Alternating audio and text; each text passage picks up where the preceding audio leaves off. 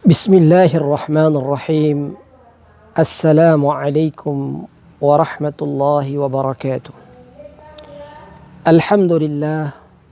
Wassalatu wassalamu ala rasulillah wa ala alihi wa sahbihi wa mawalah. Amma ba'd. Ikhwatil a'izza, para pemirsa rahimakumullah. Alhamdulillah, kita berjumpa kembali dalam tausiah rutin kita. Semoga Allah Subhanahu wa ta'ala menjadikan kita hamba-hambanya yang ikhlas dan menambah ilmu yang bermanfaat bagi kita. Ikhwati, para pemirsa, waktu maghrib terletak di penghujung siang dan di awal malam, di mana pada waktu itu kekuatan keburukan berlipat ganda, sehingga agar kita terhindar dari keburukan tersebut, Rasulullah Sallallahu Alaihi Wasallam mengajarkan kepada kita beberapa adab, sunnah-sunnah jelang maghrib dan juga menjelang tidur. Adab-adab ini, ikhwati fillah, terangkum dengan sangat baik di dalam hadis Jabir ibn Abdullah radhiyallahu taala anhu. Al-Imam Al-Bukhari dan Muslim berkata, an Jabir ibn Abdullah radhiyallahu taala anhu qala Rasulullah sallallahu alaihi wasallam, idza kana junhul lail aw amsaytum, apabila kalian berada di awal malam atau kalian berada di penghujung siang, fakuffu sibyanakum, maka adab yang pertama yang semestinya kalian lakukan, kata Nabi, yang pertama adalah kuffu sibyanakum, masukkan anak-anak kalian ke dalam rumah. Tahan mereka, jangan sampai mereka berkeliaran di waktu tersebut, yakni waktu setelah terbenamnya matahari hingga masuknya waktu Isya. Ya. Ini waktu di mana kekuatan keburukan, kekuatan jahat, ya, sedang berkeliaran. Sebagaimana kata Nabi sallallahu alaihi wasallam, fa inna syaitan yantashiru hina idzin, karena saat itu syaitan ya sedang berkeliaran untuk mengganggu manusia, ya, untuk menyibukkan manusia, untuk memalingkan manusia dari Allah Jalla wa Ala.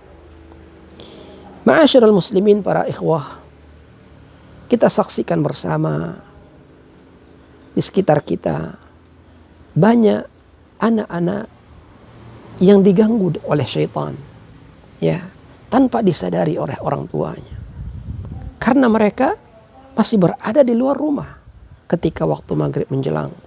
Padahal Rasulullah Sallallahu Alaihi Wasallam telah mengingatkan mereka, ya, untuk menahan anak-anak mereka di dalam rumah, ya.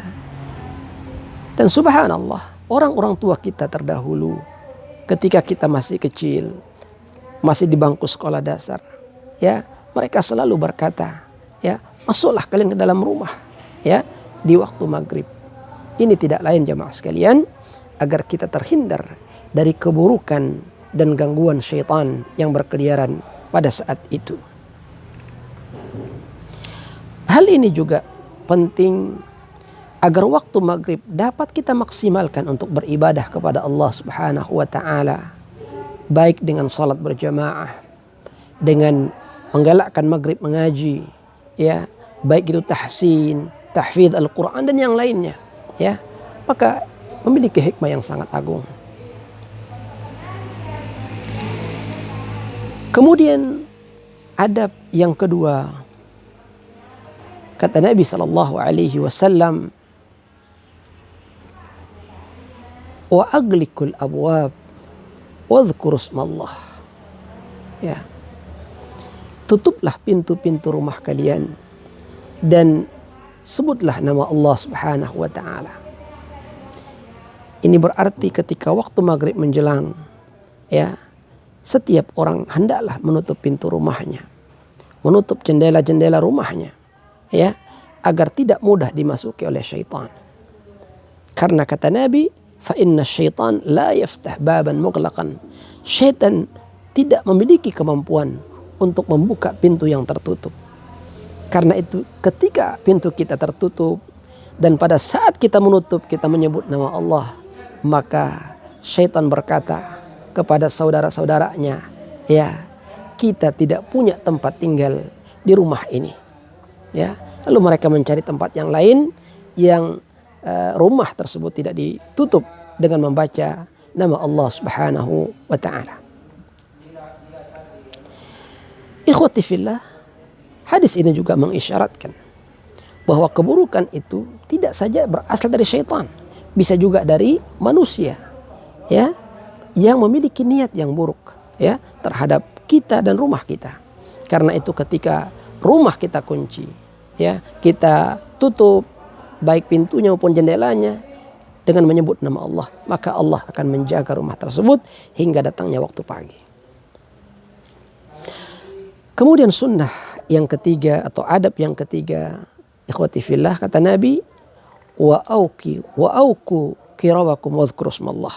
Ya, tutuplah wadah air kalian, tempat minum kalian, dan sebutlah nama Allah Subhanahu wa taala. Lalu kata Nabi, wa khammiru aniyatakum wadhkuru smallah. Begitu juga tutup wadah makanan kalian dan sebutlah nama Allah. Ya. Ini termasuk adab, ya, menjelang tidur. Jadi sebelum kita tidur kita pastikan bahwa wadah makanan kita, wadah minum kita, ya, baik itu piring, gelas, bejana, apa saja, ya, hendaklah kita tutup sebelum kita tidur. Apa hikmahnya, ikhwati fillah yang dimuliakan Allah? Hikmahnya kata Nabi disebutkan dalam hadis yang lain bahwa dalam 1 tahun itu, ya, ada waktu di mana wabah itu turun, penyakit itu turun. Tidaklah wabah itu melewati tempat minum kita atau tempat makan kita kecuali dia akan masuk di situ sehingga menjadi sarang penyakit bagi pemiliknya. Dan ini musyahad, sesuatu yang kita saksikan, ikhwati fillah, ya, termasuk yang kita rasakan saat ini, virus corona, ya, COVID-19, ada juga virus kolera di waktu yang lalu, ada virus influenza, ada virus flu burung, ya, ada virus, ya, yang berasal dari hewan-hewan, ya. Ini semuanya sesuai dengan yang disabdakan oleh Nabi Sallallahu Alaihi Wasallam. Karena itu ketika kita sudah menutup wadah makan kita, wadah minum kita, walau dengan kita meletakkan kayu di atasnya, walau anta'rudu alaihi syai'an, maka itu insya Allah sudah merupakan jalan keselamatan dan kesehatan bagi anggota keluarga kita. Kemudian sunnah atau adab yang keempat, ikhwati fillah, kata Nabi, di antara adab sebelum tidur adalah wa atfi'u masabihakum, yaitu matikan lampu-lampu rumah kalian, ya. Ini sangat penting untuk keselamatan kita. Karena di masa yang lalu kita tahu, ya, lampu yang menerangi rumah kita terbuat dari Petromax, terbuat dari lilin, kalau di Sumbawa namanya lampu strongkeng, lampu teplok, ya, sehingga sangat rentan terjadi kebakaran. Apalagi kalau ada angin kencang.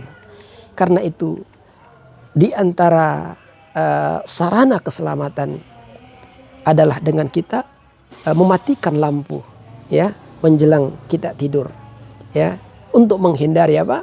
Kebakaran dan berbagai bahaya yang lainnya, ikhwati fillah yang dimuliakan Allah. Adapun saat ini dengan adanya lampu yang kita pakai saat ini, ya, tentu akan berbeda hikmahnya, ikhwati fillah. Para ahli kesehatan mengatakan bahwa seseorang yang akan tidur dengan mematikan lampu, maka itu sangat baik, ya, yaitu mendorong seseorang merasakan kenyamanan pada saat tidur, mendorong seseorang merasakan tidur yang nyenyak. Kenapa? Karena lampu tidak langsung masuk ke dalam mata kita, tidak langsung mengganggu pikiran kita. Jadi kalau lampu itu dimatikan pada saat kita tidur, maka ini akan menenangkan, ya, akan mengistirahatkan mata kita, mengistirahatkan pikiran kita, sehingga ketika kita bangun nanti, kita bangun dalam keadaan yang lebih fresh, lebih segar, dan lebih bahagia insyaallah. Ikhwati fillah yang dimuliakan Allah. Inilah adab-adab dan sunnah-sunnah, ya, menjelang malam dan juga menjelang kita tidur. Jika sunnah-sunnah yang mulia ini kita lakukan, maka insya Allah kita semuanya akan selalu berada di bawah penjagaan Allah Subhanahu wa Ta'ala sejak menjelang malam hingga masuknya waktu pagi. Ikhwati sekalian yang dimuliakan Allah Subhanahu wa Ta'ala. Demikian tausiah kita, semoga ada manfaatnya. Wassallallahu ala nabiyyina Muhammad wa ala alihi wa sahbihi wasallam. Wa akhiru da'wana alhamdulillahi rabbil alamin. Assalamualaikum warahmatullahi wabarakatuh.